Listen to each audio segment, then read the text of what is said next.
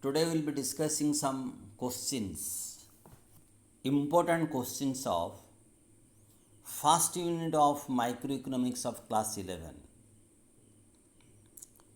that is theory of consumer behavior and theory of demand. The first question is define opportunity cost. Opportunity cost मतलब क्या है? It is the next best alternative good that is sacrificed. That is what the meaning of opportunity cost. Second question है, ये सब 1 mark question है, objective type question. Define micro economics. Micro means small, individual. तो economics हुई studies individual variable concept unit like price of a commodity, demand of a commodity, supply of a commodity, income of a consumer, ये सारे micro economics में study होंगे. और third question is define production possibility curve. The production possibility curve is a curve which represents the production possibility of two goods when the resources are fully utilized at a given state of technology. वो है production possibility curve. आपको 1 mark का question आ सकता है. उसके बाद define indifference curve. तो indifference curve represents a different combination bundles of two goods which gives equal level of satisfaction to the consumer. Next question, question number 5. Define marginal rate of substitution. Marginal rate of substitution, MRSXY. When the consumer is trying to get one more unit of good X, he is losing some unit of good Y, and that is your marginal rate of substitution. So it is the willingness of the consumer to sacrifice the unit of good Y to get an extra unit of good X. That is your marginal rate of substitution. Next question है define demand. Demand refers to the quantity that a consumer can purchase at different prices during a period of time. Next है आपका question है define elasticity of demand. Elasticity of demand में क्या है? You are measuring the change in demand with respect to the change in price. तो it is the degree of responsiveness of demand to the change in price. That is called elasticity of demand. Next is here, what will happen to marginal utility when total utility is maximum? 1 mark question, important question. अगर total utility maximum है तो marginal utility क्या होगा? तो marginal utility will be 0 when total utility is maximum. Define normal good. Good में भी normal good और inferior good. Normal good मतलब आपका इनकम जैसे से बढ़ेगा the demand for the commodity also rise. normal good जैसे basmati rice, that is the example of normal good. जैसे कंज्यूमर का इनकम बढ़ता है तो he is demanding more. next is your short question है MCQ type question. PPC will be straight line when MOC मतलब marginal opportunity cost क्या होगा? अगर MOC कंस्टेंट है तो PPC will be straight line. PPC is related to production of dash. ये assumption लिया गया है. PPC is related to production of two goods. Question number 13. When MUX is greater than PX, consumer consume dash of good X. जैसे consumer equilibrium में आप लोग पढ़े हो, at the point of consumer equilibrium MUX is equal to PX. लेकिन यहाँ पर question में M U X is greater than P X, मतलब ये सिचुएशन में consumer is gainer, so he is not at the point of equilibrium, so he will purchase more of good X at this situation. Question number 14, when mu is negative tu क्या होगा? ये tu और mu relationship का question है। अगर mu negative है तो definitely tu declines. Question number 15, with the increase in income of a consumer, the demand of a good increases. तो कौन सा टाइप का गुड? नॉर्मल गुड है, इन्फीरियर गुड है, सब्स्टिट्यूट गुड है और कॉम्प्लीमेंट्री गुड। अगर कंज्यूमर का इनकम बढ़ता है, नॉर्मल गुड का डिमांड बढ़ जाता है, तो it should be normal good. Next is your, in case of necessary good, elasticity of demand क्या होगा? जो एसेंशियल गुड है, अगर उसका प्राइस चेंज होता है तो उसका क्वांटिटी डिमांड में ज़्यादा चेंज नहीं होता है, तो इसीलिए इसका elasticity is less. Question number 17, a higher level of IC represent dash level of satisfaction. Higher, lower, constant, last one zero. ये प्रॉपर्टी ऑफ इंडिफरेंस कर्व में है। A higher level of IC represent a higher level of satisfaction. Question number 8, a price line is sloped dash. Price line आप लोग पढ़े हो, price line का जो slope है it is negatively sloped from left to right. Question number 19, with the increase in income of a consumer the price line will shift dash. जब consumer का income बढ़ जाता है, प्राइस लाइन राइटवर्ड शिफ्ट करता है, rightward shifting. Question number 20, with the increase in price of good X demand for good Y decreases. तो good X and good Y are what type of goods? ये factor affecting demand में है, दोनों negatively related question में जो दिया गया है, तो it is a case of complementary good. So these are all 1 mark questions, important 1 mark questions. Now let us discuss some 3 mark questions which are important from examination point of view. You may get a difference between microeconomics and macroeconomics. Micro is always related to individual, macro is related to aggregate, large। और एक difference है, micro is called as price theory, macro is called as theory of income and employment. Third difference है, micro का limited scope है, ये study करता है individual form industry को, लेकिन मैक्रो में ये वाइडर स्कोप है उसका, it studies the entire economy. So this is the difference between micro and macro, 3 mark. Next is your define MOC, marginal opportunity cost. अब मार्जिनल अपॉर्चुनिटी कॉस्ट मतलब एक table में हम लोग पढ़ सकते हैं, समझ सकते हैं, प्रोडक्शन पॉसिबिलिटी कर्व को रिलेट करता है ये। जब गुड एक्स का प्रोडक्शन बढ़ता है तो production of good Y is reduced.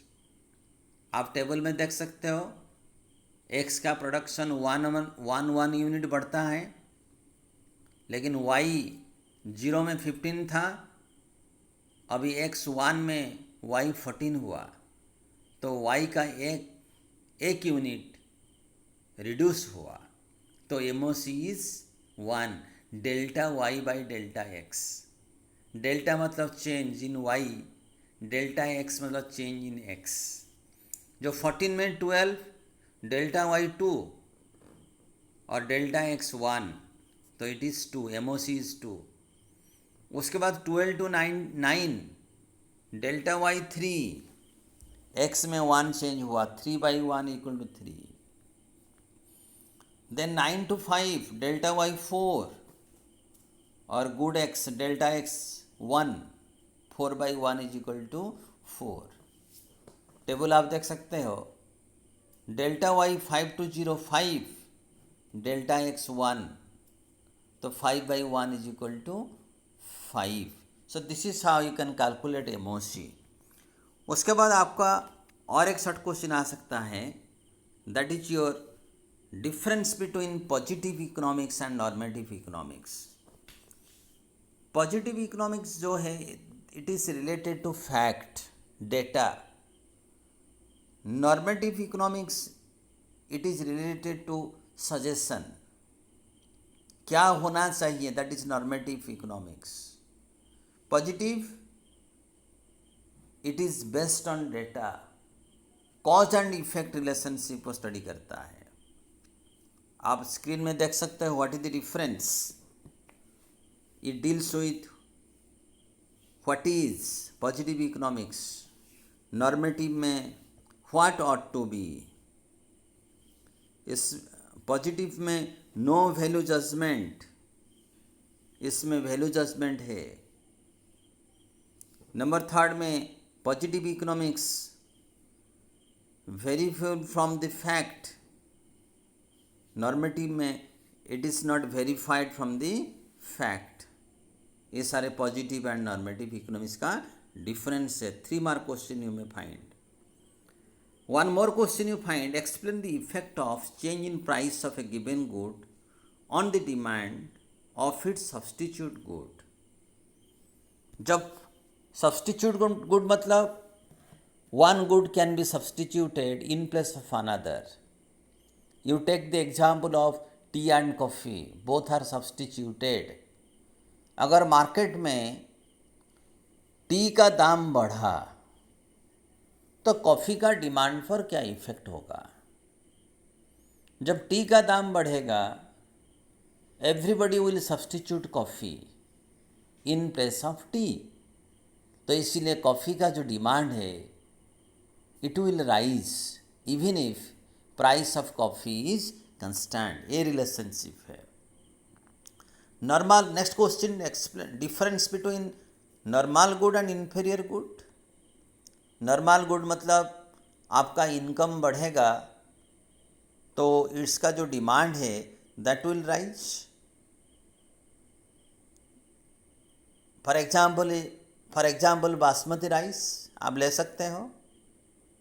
Inferior good ये सारे लो क्वालिटी गुड है, आपका इनकम बढ़ने से demand will fall down. For example coarse rice, मोटा चावल, ये आपका इन्फीरियर गुड।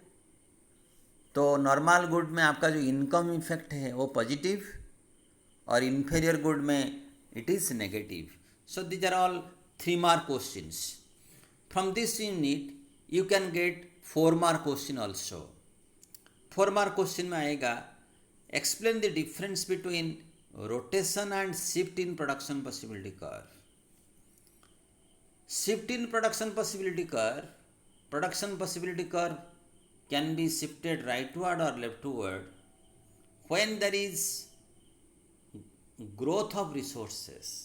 अगर इकोनॉमी में ज़्यादा रिसोर्स होगा तो production possibility can shift rightward.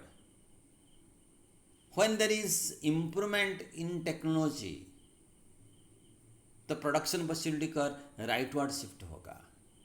लेकिन रोटेशन कब होगा? when there is change in either resource or technology of one good x and good y। अभी जो टेक्नोलॉजी आया, चेंज हुआ, गुड एक्स का प्रोडक्शन ज़्यादा हो सकता है without affecting the production of good Y, तो उसमें रोटेशन होगा PPC. So this is what difference between rotation and shift. Next is your 4 mark question, explain the law of diminishing marginal utility। Law of diminishing you might be knowing, when the consumer will consume more and more unit of a commodity, the marginal utility derived from each additional utility is declining। आप जैसे जैसे consumer एक commodity को ज़्यादा use करेगा, consume करेगा, additional unit से जो मार्जिनल यूटिलिटी मिलेगा वो धीरे धीरे घट जाएगा। ये कुछ एजम्पशन पर डिपेंड करता है, जैसे कंटिन्यूस कंजप्शन होना चाहिए, rational consumer, fixed unit of measurement, marginal utility of money remain constant. आप द लॉ को you can explain with the help of table also. ये टेबल आप देख सकते हैं, जैसे जैसे यूनिट ऑफ कंजप्शन बढ़ता है you see the marginal utility is declining. Marginal utility is declining. So it is called as law of diminishing marginal utility. Next is your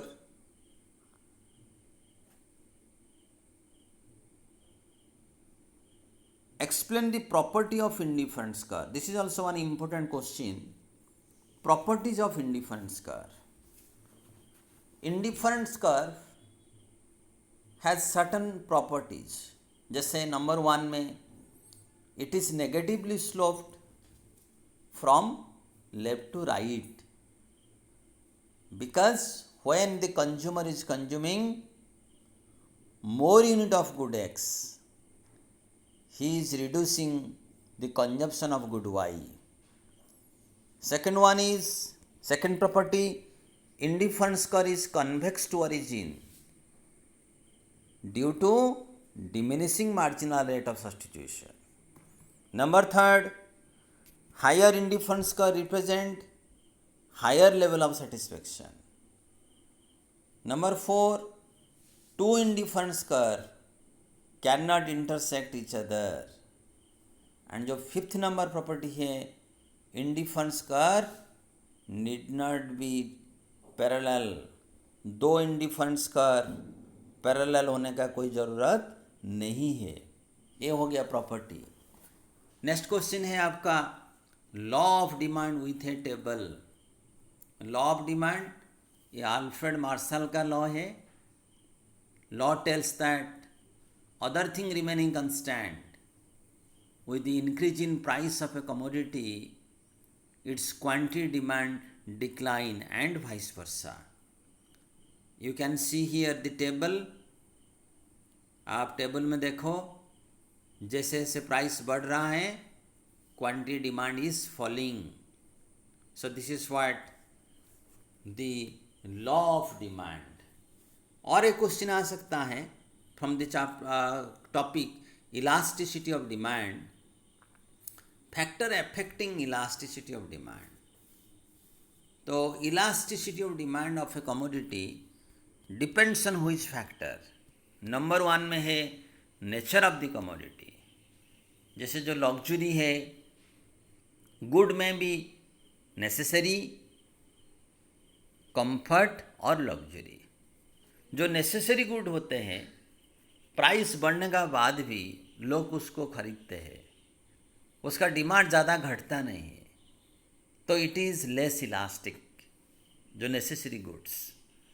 लेकिन जो कंफर्ट एंड लग्जरी है, the elasticity of demand of such goods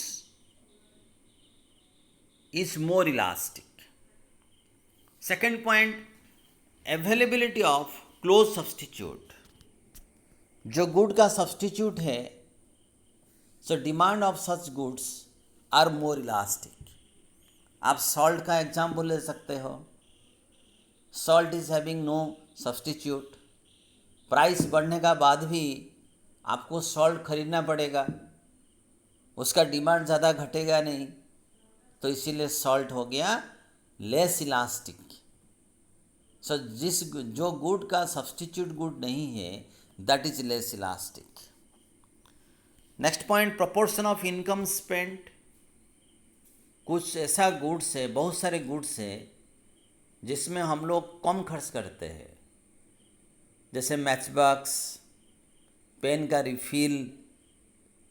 तो इनका price अगर change होता है, demand पर ज़्यादा इफेक्ट नहीं होता है, इसलिए ये सारे good they are less elastic.